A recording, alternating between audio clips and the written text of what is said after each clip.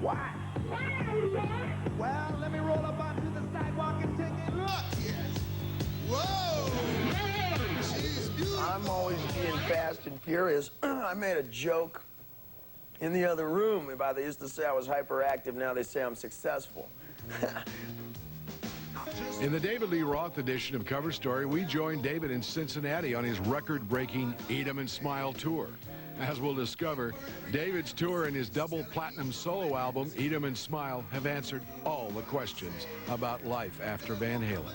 A physician's son, David grew up in Pasadena, California, and graduated from John Muir High School before he and Eddie Van Halen formed their garage band. For several years, they were a hot LA club band. Then in 1978, their first album was released and the hits began to follow. The Van Halen era ended in 1985, and David Lee will tell us why.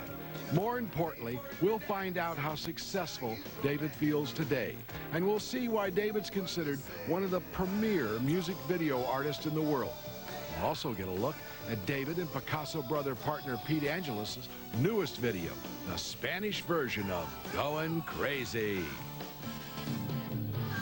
My biggest mentor, my greatest inspiration in music in my life was radio. I got my first radio when I was 7 years old. Got it from Uncle Dave. And first thing I did was I had a real teeny little bedroom, you know. So the radio sat on one side of it, and the bed was just a few feet over from it against the other wall. So I got into bed and fixed up a long bamboo stick, taped it up to the dial so I wouldn't have to get out of bed, and I could just lay in bed and dial up the radio. I knew I was perfect for rock and roll.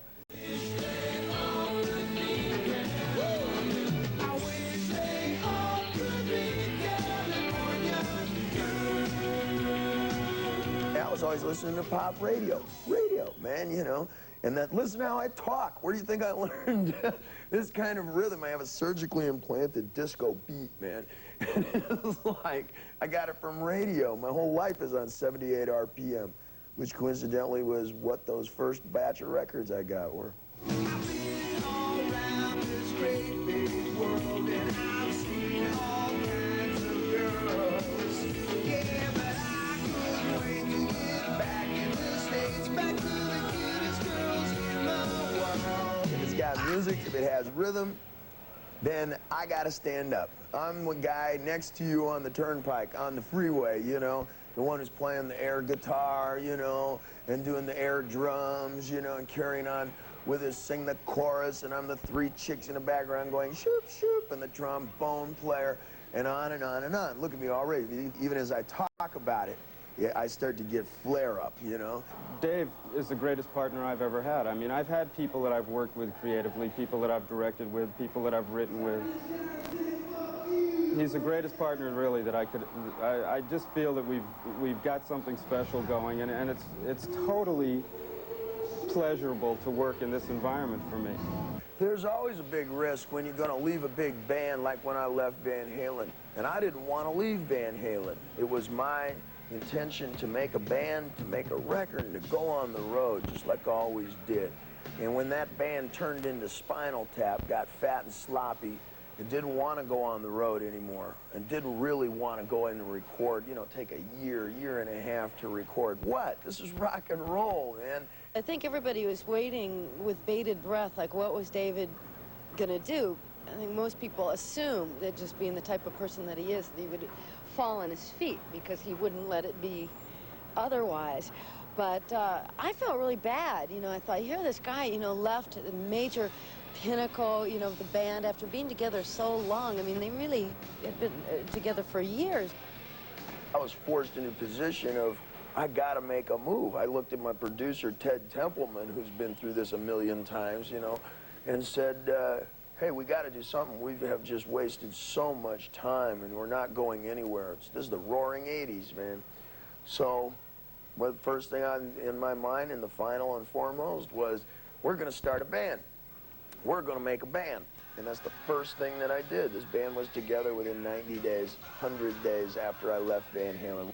When he left Van Halen, the entire crew, the entire staff, the entire office staff, I'm talking about maybe in excess of 60 people, came with David, except for one drum roadie. And there's a reason for that. David is a great guy to work with. I don't think that anybody out here feels that they work for David. And that's unusual to find when you're talking about a person of this, you know, who's reached this kind of stardom. I'm not one to sit around and worry about the politics of despair. You know, it really busted me up that, you know, a lot of good years of work, you know, had come to an end. But beyond that, you got to go with it. You got to go. You got to roll with the punches.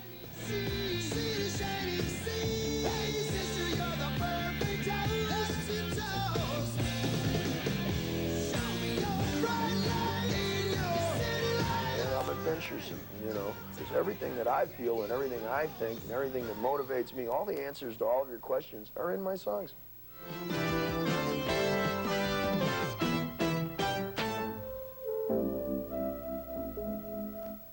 And when we started to make videos, my partner Pete Angelus and I, we started to develop a style, a specific, a very focused kind of style that you could recognize.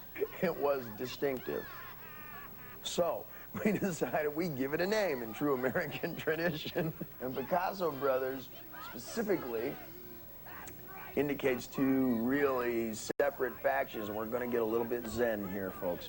But what you have is Picasso, which suggests high art or fine art, and when you attach the word brothers to it, it sounds like pizza delivery. And the combination is rock and roll to me. That to me is rock and roll sense of humor, you know? So wait. No, I gained 80 pounds. Man, no fooling. Where you hiding? Making a video is a completely different and totally unique school and way of thinking than from making an album. It's a whole different batch of homework to do and a whole different set of rules and techniques and things to be learned before you even get to first base. Without me, 'cause I ain't got nobody. Nobody is for me. Nobody. What the Picasso Brothers decided to do was make the very best videos that we could in terms of a big art project. You know, and if it was finger painting one day, fine. If it's Mona Lisa the next, that's fine. Rock and roll's a combination, you know, it's gotta be. And then if people really just liked to watch what was on that screen, if they liked the story, if they liked the characters and everything, we'll sell a record. Well, the Picasso Brothers entity is very interesting, I think. It's a perfect matchup because David, obviously the West Coast suntan California boy, and I'm from the East Coast, so we disagree on everything.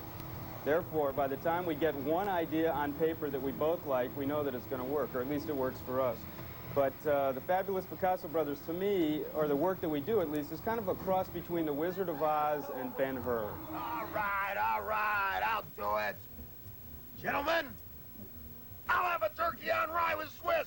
Throw in the rest of the turkey in a bucket of tofu. Maybe he was the fat man. You never know. You know, it was funny because when I walked out on the set, I couldn't find David Roth. But I was never standing with the fat man and David at the same time. And I don't know, the fat guy, we became friends in the, you know, in the video after directing him for 3 days. I'm not sure though. I have a feeling that yes, the fat man was David. And if it was, I think he did a tremendous job, don't you? So when you see the Picasso Brothers work, I think it immediately jumps off the screen and people can say, now there is something ridiculous. Instantly you can recognize that. And that makes it fun, I think.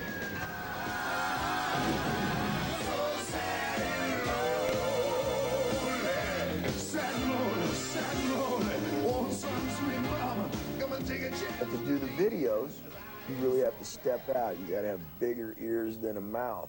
And then, you know, you learn your way through that. Most bands, I'd say 99.5% bands don't do anything beyond sit on a couch while the director or the production team tells them, and then, Joe, you're gonna jump from the rooftop, and when he sings on the roof, you'll peek around the corner. What do you say, kid?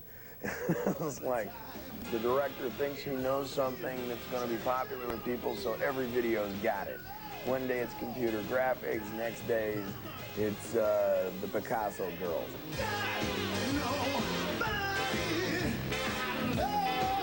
know, you watch every video go by, you know, and it's like acid flashbacks, you know, each one's got the same thing. Chick dancing in a cage, chick in a cage. There's another girl in a cage, you know, and it goes by and everything. I says, well, I tell you what, you know, because I've spent so many hours sitting around the living room, have a beer, you know, talk to whoever the company is around the thing and going, making fun of it. I says, let's make fun of it on film.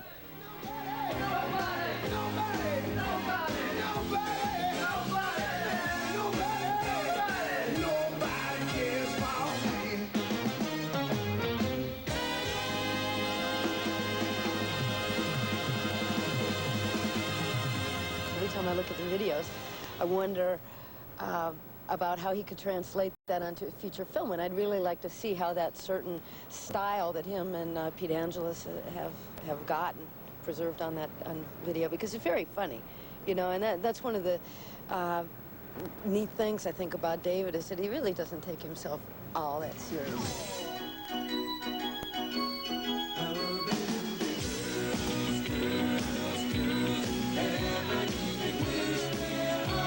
I think there's some Marx Brothers in it for me. I think there's a little bit of Fellini.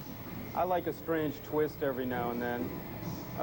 There's some Polanski in it for me. There's some early Taxi Driver in it for me. I don't know. It's a combination of a lot of styles, and I don't think that we get any of them right.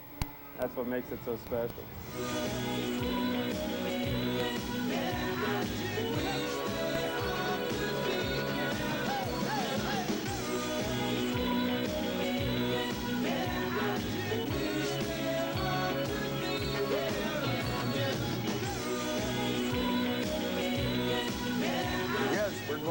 Play a game, but we'll view it as a sharing experience. And I think people get that out of my songs. They understand that. So even though it's the most licentious, fairly dripping stuff sometimes, I don't know, when I watch it back out on the street, it looks like a 7-year-old being rude. I expect it's good work if you can get it.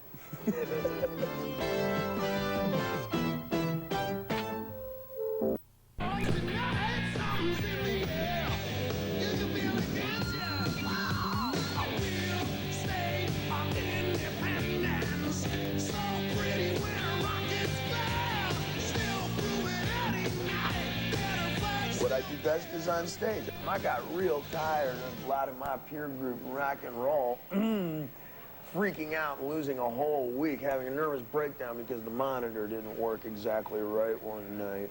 Or maybe the guitar amp isn't exactly the right sound one night or something like that, and there's a big screaming belligerent brawl after the show about a lot of damage. I mean, not fun damage, but I mean, like, you know, hit your face on a wall, you know, that kind of thing. I put my money where my mouth was. I figured, am I really better than this, or am I just turning into a limo rat? When we were with Van Halen, we always had the largest productions, and I think primarily that was because of David. I mean, David always felt that if you're going to sell a ticket for $15 or however much, you've got to give the kids their dollar's worth. I mean, you've got to make it special. It's got to be something they can remember from the second that they walk into the hall to the second that they leave. And Dave, this time, has just allowed us to do exactly what we want. I mean, for years we battled about the size of the production. Let's not spend the money, let's spend the money. This time, we could do exactly what we wanted. And obviously, we put together the largest show on earth. Yeah, we're going into the Guinness Book of World Records on this tour. It's the 97 tons tour, we call it. That's 97 tons in the air alone. And when you add up everything else, the stage weight and et cetera, you're talking almost 500,000 pounds, 120 people to move this colossal thing around the United States and the rest of the world. And if that's not enough to get in the Guinness Book of World Records, he's going to add more, ladies and gentlemen. Essentially, though, what you see out there on the deck, even though it is the most colossal, non-stop, solid go production that's ever hit the road, there are no laser beams there. There are no holograms there. There's no video screens. There's no smoke bombs, no flash pots, etc. Essentially, it's pure. It's classic rock and roll. So we have spectacle. But it's not gimmickry spectacle. It's all designed to refocus onto who's on stage playing for you or singing with you, you know? And We move the lights, the entire rig moves, not for spectacle's sake. And then just when the audience thinks that they can reach out and touch someone, no, and the lights go back up and we change clothes, and that's rock and roll. The band came together so quickly, and they're such great guys to work with. And I hate to keep using the word great, but I'll tell you, after 10 years of being around rock and roll people, when you finally get to a group of musicians that act like human beings, you've hit something special. Not that maybe some musicians don't act like human beings, but I've seen it happen before. This group of guys is great to work with.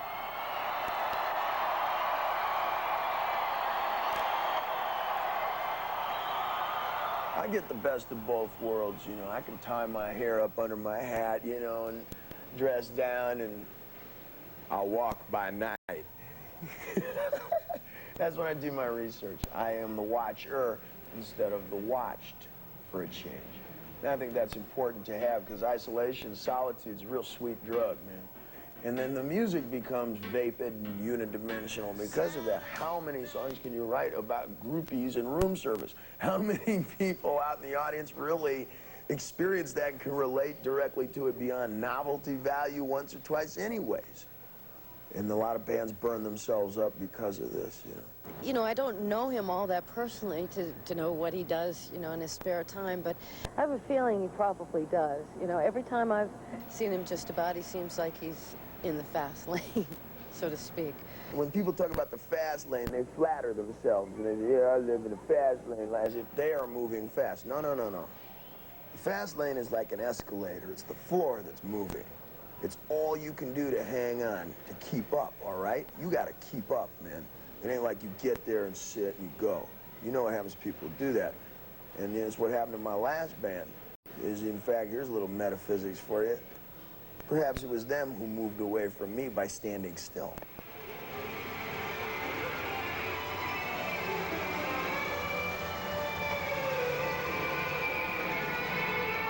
We have the facility within this band, as with any organization that I participated in, to do a number of different kinds of music. And I always put my money where my mouth is. As far back as my first album in '78, you know, Ice Cream Man, you know, the old blues stuff. I always had a fascination for the blues guitar. And then the bebop, you know, and stuff like that. Something like That's Life sounds more like striptease the way we do it, which I'm also a big fan of. And the combination of that kind of song, which is essentially blues anyways, and that kind of red lighting, that's rock and roll.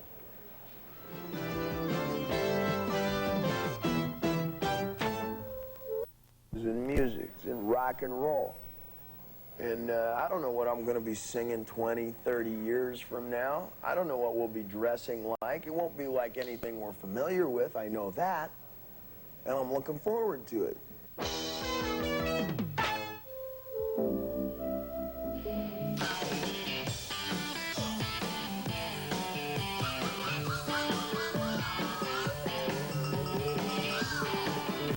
Next week, Dance Party launches its new special 1-hour Top 10 video countdown show.